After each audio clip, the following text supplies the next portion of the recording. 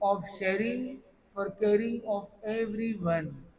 पर आप जब वन ऑन वन करते हैं, एक या दो से बात करते हैं, तो उससे क्या दो नुकसान होते हैं। एक तो ज्ञान की सीमा हो जाती है, लोगों को ज्ञान नहीं मिलता उतना। और दूसरा है, लोगों का जो ध्यान है वो भी नहीं लगता फिर। लोग बोले आ सुनू के वाह सुनू। और तीसरा है, हमको अंतराय लग जाती है कि इनकी बातचीत में हमारा अंतराय बन गई, बात पूरी नहीं हो पा रही बराबर। तो हम क्या चाहते हैं कि कभी भी आप में से कोई भी बात हो, क्योंकि बातें जो की जाती है, चाहे गेम की बात हो चाहे कोई भी बात हो, वो उपयोगी बात होती है, अच्छी बातें होती हैं। वो अच्छी बातें सभी को बतानी चाहिए। तो जैसे पीछे हमारी बहनें हैं, तो कितना शांत बैठी है, ये बड़ा आश्चर्य होता है। बहनें मिले और कुछ कहना ना हो, कितनी बड़ी बात है। ये बहुत अच्छी बात है, ये विशेषता है आप में। तो इम्पोर्टेंटली, आपके मन में कोई जिज्ञासा हो तो आप पूछ सकते हैं। हमने इस छोटी सी स्टोरी के माध्यम से, और ये एक रियल घटना बताई जाती है। कहने का भाव ये है कि एक बच्चा, यदि उस बच्चे की उस प्रिंसिपल ने गाइडलाइन न दी होती, तो शायद उस बच्चे ने सुसाइड भी कर लिया होता, या आज वो डिप्रेशन में होता। और आपको आश्चर्य होगा, उसकी स्टोरी चेंज होती है, उसको मातृ प्रेम मिलता है अपने टीचर से, पूरा रास्ता उसका चेंज हो जाता है, और वो स्कूल के अंदर ही नहीं, पूरे स्टेट का टॉपर बन जाता है। जिसकी माँ की मृत्यु के बाद वो आशा छोड़ चुका था अपने जीवन की भी, उसको फिर एक दिशा मिलती है, तो वो शिक्षा जगत में भी एक क्रांति करता है, वो आगे बढ़ जाता है। ये छोटी सी स्टोरी ये कहती है कि कई बार एक टीचर कुछ देख कर डिसाइड कर लेती है, पर ऐसे प्रिंसिपल होते हैं जो एक बड़े पिक्चर को देखना जानते हैं। तो मैसेज ये है कि हम जजमेंटल ना बने, हम प्रतिक्रिया रिएक्शनल न बने, बल्कि हम बिगर पिक्चर को देखें, बड़े दृश्य को देखें। और वो बहुत बड़ा दृश्य हमें प्रभु महावीर ने दिया है। प्रभु महावीर ने कहा है कि तुम इस जन्म की, इस टाइम की, इस छोटी मोटी खुशी को मत देख, छोटी मोटी सुविधा को मत देख, छोटी मोटी भौतिक उपलब्धि को मत देख।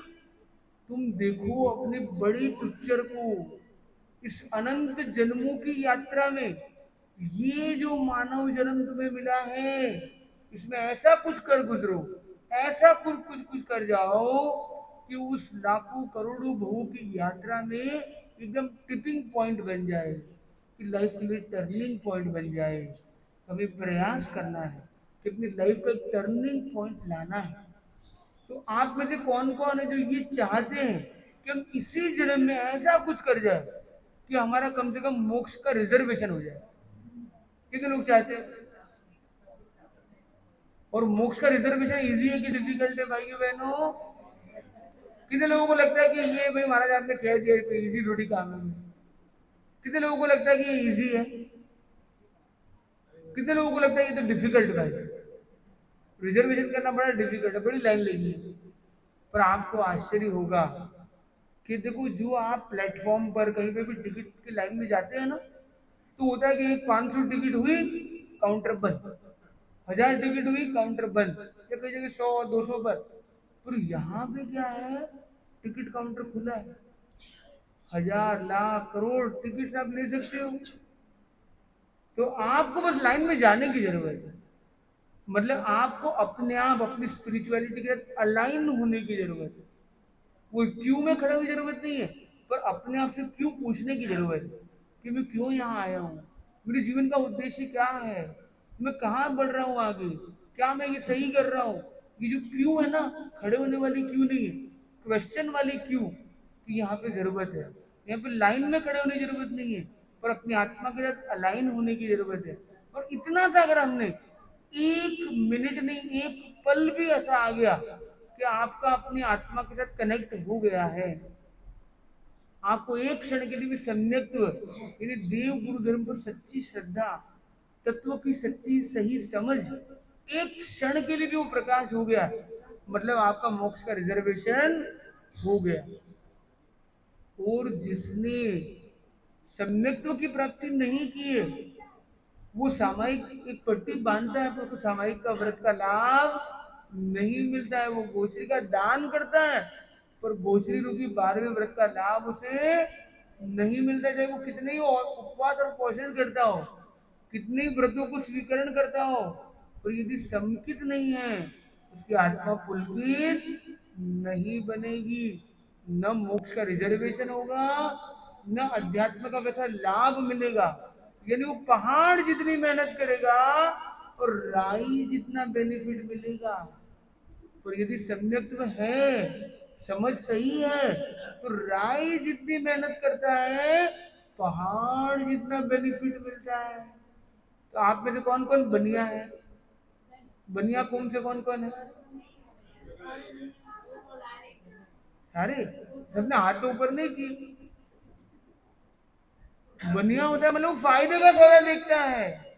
बंधुओं, जहाँ दिखाई फायदो ये हमारो कायदो, जहाँ हमें फायदा दिखता है ना, वो हमारा कायदा होना चाहिए। हमें अपने फायदे को देखना है।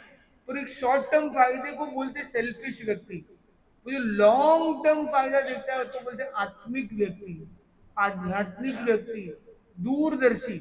और उस लेवल पर हमें आगे बढ़ना है। ऐसे महान गुरु आचार्य श्री महाश्रमण जी का श्रेयस्कर सानिध्य सुशासन हमें मिला है, तो उसमें हम खूब अध्यात्म विकास हम करते रहे, आगे बढ़ते रहे। और अपनी लाइफ के टर्निंग पॉइंट के लिए टर्निंग पॉइंट नामक प्रोग्राम इस आगामी संडे यानी परसों के दिन ओसवाल भवन में समायोजित है, जिसका समय सुबह 8:30 बजे रिपोर्टिंग टाइम, 9 to 5 प्रोग्राम, और 5 बजे के बाद एक समरी सेशन, कंक्लूजन सेशन आदि रहेगा। तो इसकी जानकारी संभवतः सभी को मिली हुई है। और 11 वर्ष और उससे ऊपरवर्ती अवस्था के लोग, थर्ड जनरेशन के लोग, यानी ऐसे बच्चे जिनके बच्चे नहीं हैं, उन बच्चों के लिए प्रोग्राम है। मतलब टीनेजर्स और यंगस्टर्स और ऐसे लोग जिनके अभी तक बच्चे नहीं है, वो सारे लोग उसमें पार्टिसिपेट कर सकते हैं। अपने नाम यथाशीघ्र अध्यक्ष महोदय या महिला मंडल के आदि के माध्यम से यथाशीघ्र उपलब्ध हो पाए। विकास जी बोथरा इसके जो संयोजक है, उन तक या जो इसकी कोऑर्डिनेटर टीम आपकी बनी हुई है, या कोई कोऑर्डिनेटर है उसमें? बना हुआ है, उसमें आप हो क्या? आप है ना? तो यहाँ जितने बच्चे हैं इसका सभी का रजिस्ट्रेशन वहाँ हो चुका है, सभी का नाम उस लिस्टिंग में आया हुआ है। आप में से कौन कौन है जो संडे को शिविर में पार्टिसिपेट करना चाहता है, जो करने का इच्छुक है? कौन कौन है? 9 to 5 संडे, 1 2, हाँ करोगे ना? तो हाथ थोड़ा सा ऊपर तक बढ़ा दीजिए। 3। हेलो मैडम, ठीक है, कोई बात नहीं। ऐसा नहीं होना चाहिए कि यहाँ हाथ ऊपर गया, वहां पे दोनों हाथ ऊपर हो गए, दोनों हाथ ऊपर मतलब बाय बाय हो गया। ऐसा भी ना हो, अच्छी बात है, कमिटमेंट तो भीतर से ही होना चाहिए। हाँ, जो लोगों ने हाथ ऊपर नहीं किया अब वो हाथ ऊपर करें। बच्चों में जो इस एज क्राइटेरिया में आते हैं और उन्हें हाथ ऊपर नहीं किया, वो हाथ ऊपर करेंगे। 1 2, अच्छा करेंगे, अच्छा उसमें आगे, ओके। तो आप दोनों जो है ना, वो इनसे एक बार इंक्वायरी और जानकारी ले ले क्या प्रोग्राम है, जितना भी पॉसिबल हो जुड़ने का लक्ष्य रखें। अब 1-2 रिव्यूज आपसे सुनेंगे, तो आपसे रिव्यू सुनते हैं।